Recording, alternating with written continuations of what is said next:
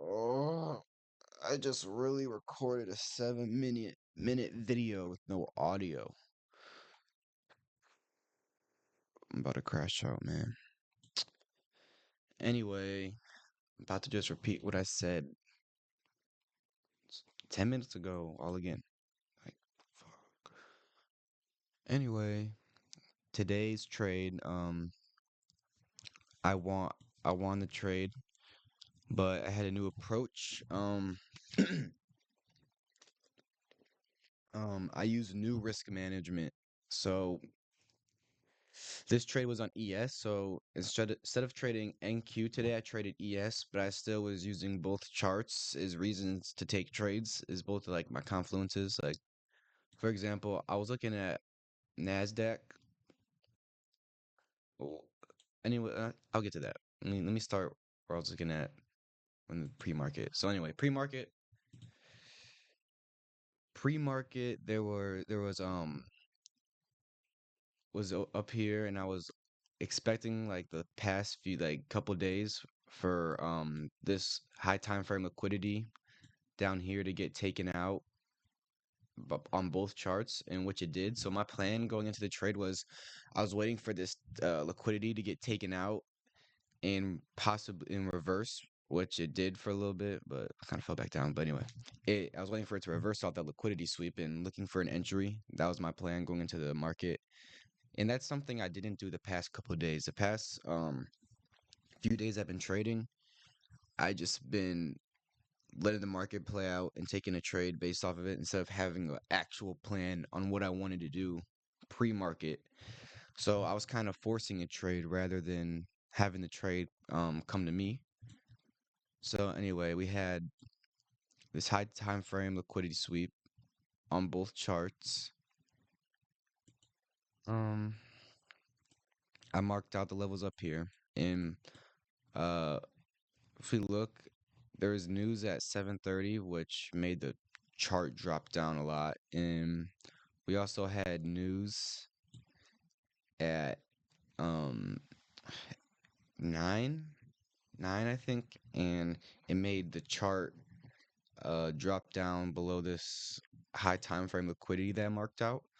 But even though I was playing the bullish bias, there is this one trade setup that I did like, but I didn't take it because it wasn't in my plan for the day. It was this BPR balanced price range right here to up here. So it was in this bearish fair value gap, but it overlapped right here, and when price tapped into it, it fell down a bunch. But anyway, back to the original trading plan. After this liquidity sweep, there was this big fair value gap right here, big imbalance, which was really annoying because I had to trade. I was Price could have reversed off of it and went down lower, but I was betting on it not because it just took out high time frame liquidity. Higher time frames hold higher powers. So after it did that, it was this fair value gap right here. Where's that at? That marked out on Nasdaq, and I was just looking at this fair value gap on Nasdaq, and I wasn't paying attention to ES at the time. And what happened on ES was price tapped into this fair value gap a bunch, and price did not tap into the fair value gap once on Nasdaq. But I was just looking at the Nasdaq chart. If I would have looked at the ES chart, I would have had my entry down here, and instead of having to take partial profits, I would have hit full take profit if I would have entered right there. But I entered off of this order block on S&P 500. I marked out right here, and it went below equilibrium and kind of got rejected. So I was betting on price going up, which it did. And where I'm changing my new risk management is instead of like taking no profit at all in case the market does end up reversing or playing against us. I'm gonna start trading on ES more because it gives you a lot more leeway to be able to do stuff. Because on Nasdaq, uh my stop loss and take profit, they were so short, so I was getting stopped out really fast when I was losing trades on Nasdaq. So anyway, when I took this trade, I was looking for about 20 points. So it was right above at this fair value gap, this bearish fair value gap right here, where I was like, expecting price to draw towards, and I was only about like $200 away from hitting full take profit. But once I was at $500 in profit, I moved my stop loss to break even.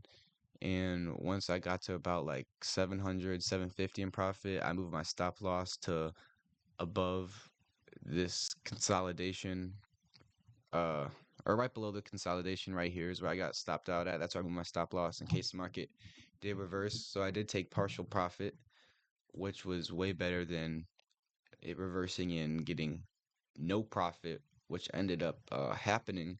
So that's kind of my new risk management. I'm gonna start trading ES more, but I'm still gonna be looking at Nasdaq for confluences and stuff.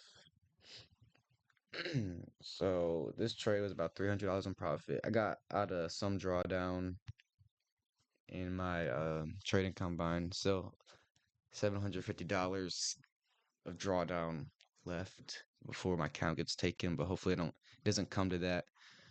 So I'm gonna start trading ES more. This was kind of my trade recap for today. I let the market play to my decision. I didn't take trades based off of stuff I was just seeing that was happening for no reason. So that's kind of something I did better today than what I have been doing the previous days. And pretty much that's all that I gotta say. And hopefully this time my audio works. Because I don't feel like making this video again. Alright, later.